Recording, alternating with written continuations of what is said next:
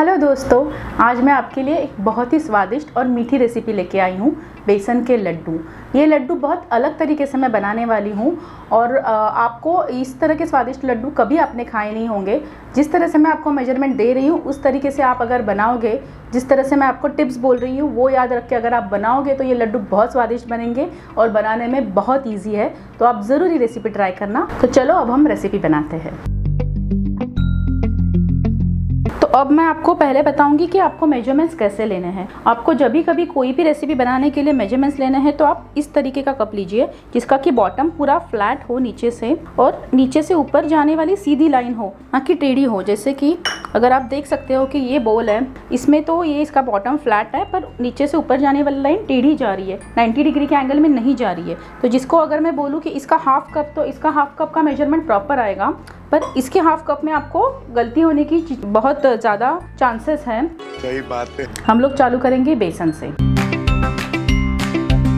तो हम लोग यहाँ पे लेंगे 4 कटोरी बेसन। हमें ज़्यादा नहीं लेना है या ज़्यादा थपथपाना नहीं है, ज़्यादा नहीं चाहिए, सिर्फ प्लेन वाटी बेसन चाहिए हमको।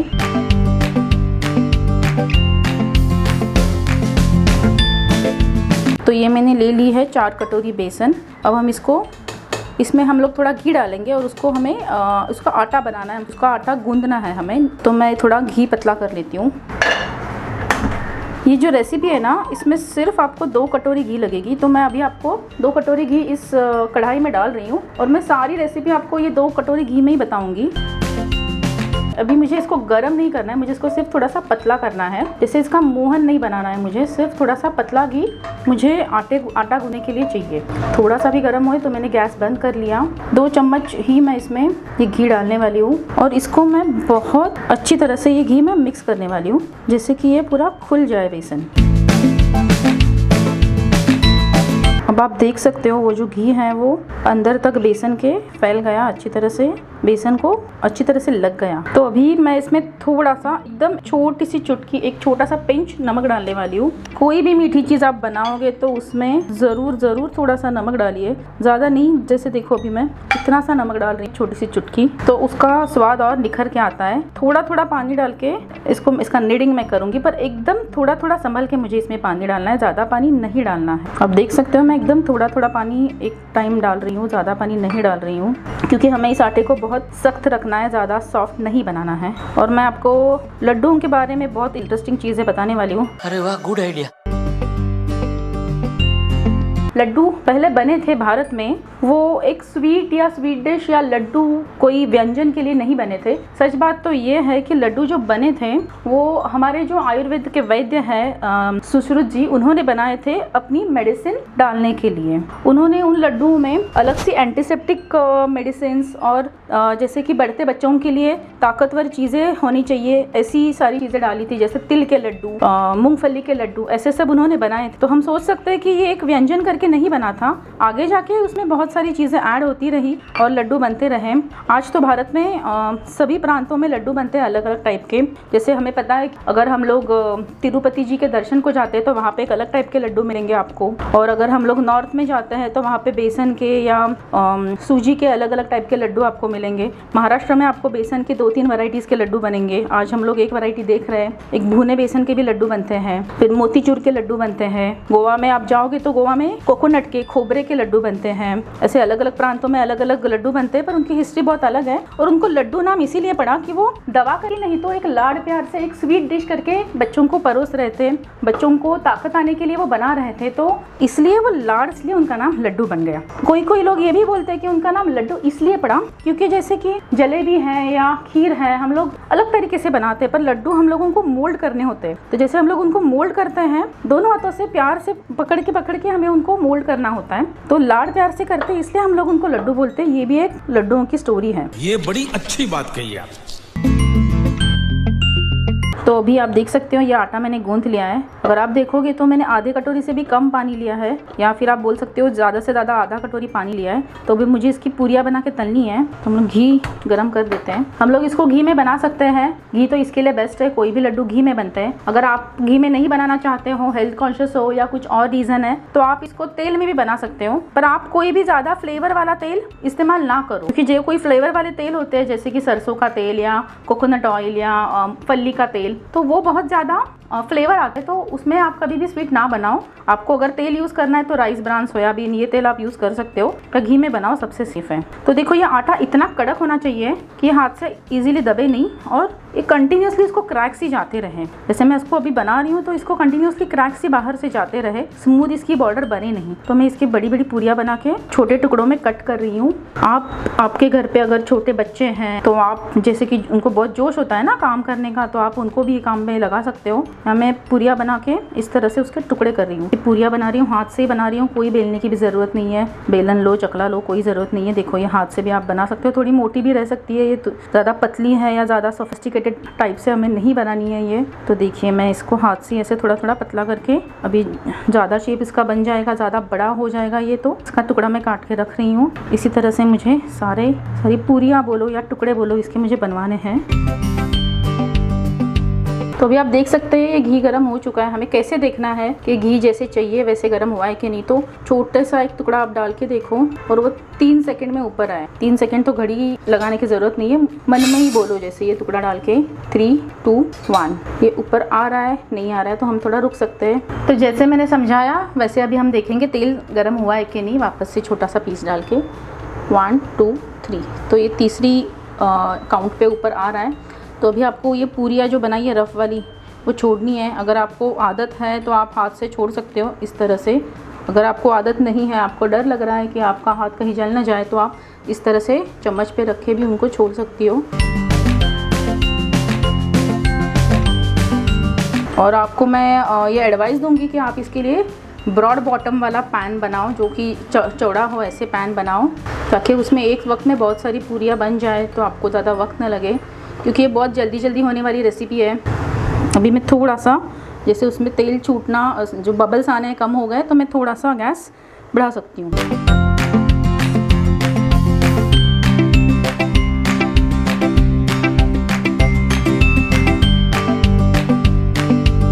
देख सकते हो ये बन गए अच्छी तरह से, इसके कलर चेंज हो गया है और उसकी जो क्रैक्स है वो भी और खुल गए, तो उसके अंदर पानी जाके वो सूख गया अच्छी तरह से और पक गया है ये बेसन का पूरी जो बना है वो।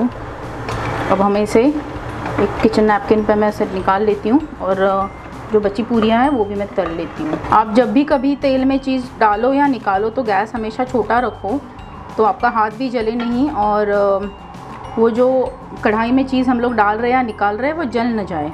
तो देखो ये हम निकाल रहे हैं।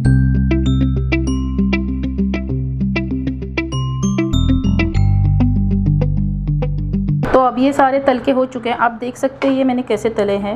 जैसे ये क्रिस्पी हो जाते हैं अंदर से, इजीली टूट जाएंगे आपके हाथ से। ये ऐसे ज़्यादा इलास्टिक नहीं रहते हैं, ये जल्दी टूट जाएंगे। तो अंदर पक गए हैं अच्छी तरह से। अंदर आप देख सकते हो लेयर्स बने हैं, तो अंदर तक स्टीम पहुँच के ये पक चुके हैं। हमारे तलने का मेन मोटिव यही था कि वो अच्छी तरह से पक जाए। तो ये पक गए हैं। अब हमें इन्हें थोड़ा ठंडा होने रख देते हैं, फिर हम लोग आगे की प्रोसेस करेंगे। A few moments later. ये अपने रेगुलर ड्राई फ्रूट्स है जो मैंने लिए हैं, काजू बादाम है और ये ममरी बादाम लिए हैं मैंने। अच्छे होते हैं बच्चों के लिए। अगर आपके घर में बच्चे हैं तो ज़रूर ये इस्तेमाल कीजिए, आँखों के लिए, ब्रेन के लिए बहुत अच्छे होते हैं। और थोड़े पिस्ते लिए हैं मैंने छोटे वाले। ये है मगज भी और ये है कद्दूओं की सीड्स, ये भी बहुत हेल्दी होते हैं। मैं इसमें दोनों वाले ड्राई फ्रूट्स डाल रही हूँ क्योंकि मैं आपको ये रेसिपी दिखा रही हूँ, तो मैं दोनों ड्राई फ्रूट्स का इस्तेमाल कर रही हूँ। उसको क्रिस्प कर लेती हूँ, थोड़ा पीस लेती हूँ, उसके मैं थोड़े पीसेस बना लेती हूँ। अखरोट भी आप डाल सकते हो या ड्राई डेट्स की पाउडर होती है, खारीक पाउडर, वो भी आप इसमें डाल सकते हो। अभी हम लोगों ने इलायची कूट ली है, मैं 15 इलायची ले चुकी हूँ यहाँ पे। तो आप देख सकते हो पीसी हुई जो पाउडर है वो ऑलमोस्ट इतनी है, 1 चम्मच के बराबर ये पाउडर है। और ये ड्राई फ्रूट्स भी हमारे रेडी हैं। अभी हम लोग चाशनी बनाएंगे। अभी जैसे हम लोगों ने 4 मेजरमेंट्स बेसन लिया है, बेसन के आटे की पूरियाँ बनाई हैं, तो हम लोग 2 मेजरमेंट्स शक्कर लेंगे। एग्जैक्ट वही कटोरी से लेना है जैसे मैंने पहले बताया, वही हिसाब से हमें लेना है। तो अभी ये 2 मेजरमेंट्स शक्कर ली है मैंने और इसमें मैं 3/4 मेजरमेंट्स पानी ले रही हूँ। मैं इतना पानी ले रही हूँ, इतना पानी मैं इसमें डालूँगी और इसको मैं गैस पे चढ़ा दूँगी। शक्कर मैं डिज़ोल्व करूँगी। डिज़ोल्व करने के बाद इसको 1-1.5 मिनट मुझे उबालना है। तो अभी ये हमारी शक्कर पिघल रही है, तब तक हम इसका ये जो हम लोगों ने पूरियाँ बनाई थी उसका हम लोग मिक्सी में भूगा कर लेते हैं। मैं इसको मिक्सी में ट्रांसफ़र कर रही हूँ। थोड़े पीसेस छोटे बना के रखो, आपको ज़्यादा मोटा नहीं रखना है इसको, इसके छोटे पीसेस बन जाए मिक्सी में, इतना ही आपको देखना है। अभी ये शक्कर पिघल गई है, हम लोग इसे थोड़ी देर और उबाल आने देंगे तो अपनी चाशनी अच्छी बन जाएगी। देखिए अभी ये बहुत पतली है, इसकी तार सीधी गिर रही है, तो ये बहुत पतली है, इसको और बनने में थोड़ा टाइम है और मेरे हिसाब से और 3-4 मिनट बनेंगे। आपको मैं बराबर से दिखाऊंगी चाशनी जब बन गई है, मैं आपको 2-3 टेस्ट होते हैं उसके मैं आपको बताऊंगी। तो अभी मैंने मिक्सी में ये जो पूरियाँ बनाई थी उसका भूगा, उसका चूरमा बना लिया है। मैं आपको दिखाती हूँ ये कितना पतला या कितना मोटा रखना है। देखो इस तरह से आपको रखना है। अगर मैं इस प्लेट पे गिरा रही हूँ तो आपको दिख रहा है इसके दाने कितने बड़े हैं। ज़्यादा बड़े या ज़्यादा छोटे दाने नहीं चाहिए, थोड़े दरदरे चाहिए हमें। तो इस तरह से मैंने बना लिया है और अभी हमारे यहाँ पे चाशनी भी बन रही है। तो अभी मैं इस चाशनी के समझो थोड़े ड्रॉप्स लेके किसी सॉसर पे डालती हूँ। तो वैसे भागने नहीं चाहिए, जैसे मैं उसको टेढ़ा मेढ़ा करूँ तो वो भागने नहीं चाहिए, वो थोड़े स्थिर रहें। तो हमें अब और थोड़ी देर ये चाशनी बनानी है। शुगर पूरी मेल्ट होने के बाद और उसमें उबाल आने के बाद 7-8 मिनट हो चुके हैं। अभी हम इसकी वापस से टेस्ट करेंगे। तो जैसे अभी मैंने चाशनी डाली है तो ये देखो इतनी भाग नहीं रही है, थोड़ी स्थिर है। अब मैं इसमें थोड़ा सा भूगा मिलाऊंगी, थोड़ा सा, और आपको संभल के करना है क्योंकि ये गर्म होती है चाशनी। अगर आपको आदत नहीं है स्पून से उसको मिक्स कर सकते हो। तो समझो भूगा डालने के बाद वो थोड़ी थिक हो रही है अच्छी तरह से, देखो चिपक रही है स्पून को, थिक हो रही है। तो ये चाशनी ऑलमोस्ट अभी बन गई है हमारी। तो देखो अभी मैं इसका कुछ मोल्ड करूँगी, इसका शेप बनाऊँ तो इसका शेप बन रहा है। तो अभी इसके लड्डू हम लोग बना सकते हैं। चाशनी अपनी बन गई है, देखिए अभी जैसे मैं इसका मोल्ड बना रही हूँ तो बन रही है, खुल नहीं रही है। तो इसका अभी हम लोग लड्डू बनाएंगे। अभी ये चाशनी को मैं भूगे में मिक्स करूँगी और मैं इसको जस्ट मिक्स करूँगी तब दूसरे एक चम्मच से उसको कंटिन्यूस हिलाती रहूँगी तो वो चाशनी किसी एक पार्ट को ज़्यादा कड़क ना कर दे। देखिए आप देख सकते हैं ये चाशनी पूरी इसमें मिक्स हो गई है। और इसी स्टेज पे जैसे मैं मिला रही हूँ तो मिलाते मिलाते मुझे उसमें थोड़ी घी भी ऐड करनी है। अब घी आप ऐड कर सकते हो अगर आपको चाहिए तो, अगर आपको नहीं चाहिए, आप हेल्थ कॉन्शियस हो तो आप घी ऐड ना करो। मैं थोड़ा 2-3 चम्मच ऐड करूँगी घी, ज़्यादा नहीं, सिर्फ 2 चम्मच ही घी ऐड करेंगे हम। तो थोड़ा उसको अच्छा सा टेक्सचर आए, जैसे कि हम लोग देखते हैं लड्डुओं पे एक अलग सी शाइन आती है घी से। तो ज़्यादा नहीं, मैं सिर्फ 2 चम्मच घी ऐड करूँगी इसमें। अभी ये मिश्रण को हम लोग रख देंगे थोड़ी देर ठंडा हो जाए, 10 मिनट। और इसमें जो हम लोगों ने बेसन का जो भूगा बनाया था उसमें ये सब अच्छी तरह से मिल जाए तो हम इसके लाडू बना सकते हैं। इसमें मैं थोड़े ड्राई फ्रूट्स अंदर डालूंगी, थोड़े गार्निशिंग को रखती हूँ। इसमें मैं इलायची भी मिला रही हूँ। इससे मैं इसको हिला रही हूँ तो मुझे समझ में आ रहा है कि ये थिक होता जा रहा है, ये और पकड़ रहा है, एक को चम्मच को पकड़ रहा है और ये थिक हो रहा है, हैवी हो रहा है हाथ में। तो और 10 मिनट में ये और थिक हो जाएगा। ठंडा होने के लिए, थोड़ा सेट होने के लिए हम इसे छोड़ देते हैं। तो अभी आप देख सकते हैं 10 मिनट हो चुके हैं। ये जो आटा है वो बहुत अच्छी तरह से थिक हो चुका है। अभी आप देखो अगर मैं इसको ऐसे यहाँ पे डाल दूँ अलग से तो ये फैल नहीं रहा है, ये जैसे शेप में मैंने रखा है वैसे ही शेप में रह रहा है। तो ये बन गया। अगर समझो 10, 15, 20 मिनट, आधे घंटे के बाद भी आपका ये शेप डालने के बाद फैल रहा है, फ्लैट हो रहा है, तो आप कोई डरो नहीं। थोड़ी चाशनी बिगड़ गई है आपकी, पर कोई डरने की बात नहीं है। समझो अगर इतना आटा है आपका तो इसमें आप 1 चम्मच अपनी रेगुलर सूजी लेके आधा चम्मच घी पे उसको थोड़ा रोस्ट करो। उतना रोस्ट करो कि उसका अच्छी तरह से अरोमा आए, खुशबू आ जाए, फिर इसमें मिला दो। हम लोगों ने मिक्सचर बना के रखा है लड्डू का, उसमें मिला के रख दो वो भुना हुआ सूजी। तो वो फिर 10-15 मिनट में उसका जो एक्स्ट्रा पानी है वो एब्जॉर्ब कर लेगा और ये जो मिक्सचर है वो थिक हो जाएगा। और अगर समझो उल्टा हो रहा है, ये बहुत कड़क हो रहा है, आपका स्पून इसके अंदर भी नहीं जा रहा है, तो भी समझना आपकी चाशनी बहुत कड़क हो गई है। तो कोई नहीं, उसको हाथ से थोड़ा फोड़ देना, जैसे ऐसे मैं फोड़ रही हूँ, अलग कर रही हूँ, वैसे फोड़ देना। वापस से थोड़ा मिक्सी में पीस लेना तो वो पूरा अलग से भूगा बन जाए, पर वो मीठा भूगा बनेगा।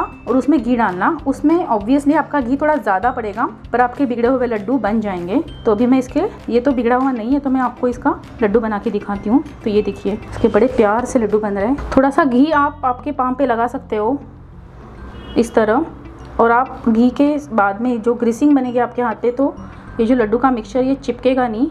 आपको लड्डू बनाने आते हैं नहीं आते हैं, देखिए जैसे पाम को मैं ऐसे बनाऊं तो इसमें ये हाफ सर्कल सेमी स्फीयर बन जाएगा। तो अगर मैं इस हाथ से दबाती हूँ तो ये बन जाएगा। फिर आपको ऐसे उसको दबाना है, वो थोड़ा थिक बने, फिर मुझे उसके लड्डू बनाने हैं इस तरह से। और आप थोड़ा सा ऑयल ऊपर से लगाते हो तो उसका ये फ़ायदा, एक ये भी फ़ायदा है कि लड्डू थोड़े चमकदार दिखेंगे, अच्छे दिखेंगे दिखने के लिए। तो इस तरह से मैं सारे लड्डू अभी बना रही हूँ।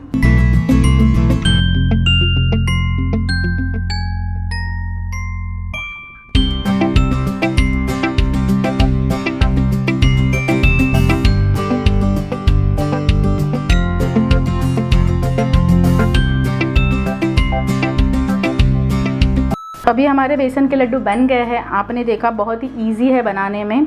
तो अब ये लड्डू मैं मेरी माँ को खिलाने वाली हूँ और वो मुझे बताए कि बराबर बना है कि नहीं। उसी ने सिखाया तो उसी को पूछ लेती हूँ। मम्मा ट्राई दिस।